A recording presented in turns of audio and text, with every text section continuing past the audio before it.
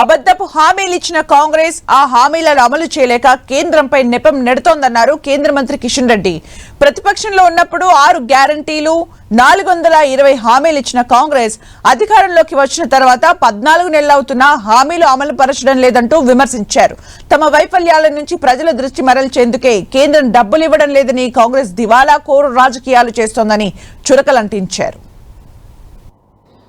తెలంగాణలో కాంగ్రెస్ పార్టీ ప్రతిపక్షంలో ఉన్నప్పుడు 6 గ్యారంటీల పేరుతో 420 సబ్ గ్యారంటీల పేరుతో ప్రజలకు హామీ ఇచ్చి అధికారంలోకి వచ్చిన తర్వాత ఈ రోజు వరకు కూడా 14 నెలలు కావస్తున్నా హామీలు అమలు చేయకుండా మరి కొత్త ప్రాజెక్టుల పేరు మీద 1,50,000 కోట్లకు మాకు కావాలి అని చెప్పి కేంద్ర ప్రభుత్వానికి ఉత్తరం రాయడము ఇది చిన్న పిల్లల నవ్వులాటగా ఉన్నది.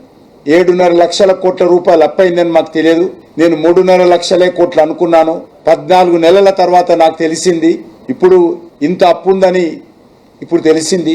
అప్పు మీద నేను వడ్డీ కట్టలేకపోతున్నాను, ఉద్యోగస్తులకు జీతాలు ఇవ్వలేకపోతున్నాను, ఇచ్చినటువంటి హామీలు అమలు చేయలేకపోతున్నాను అని మాట మార్చడం ఏదైతున్నదో ఇది పూర్తిగా రాహుల్ గాంధీ, రేవంత్ రెడ్డి, కాంగ్రెస్ ప్రభుత్వ వైఫల్యాలకు అసమర్థతకు అద్దం పడతా ఉన్నాయి.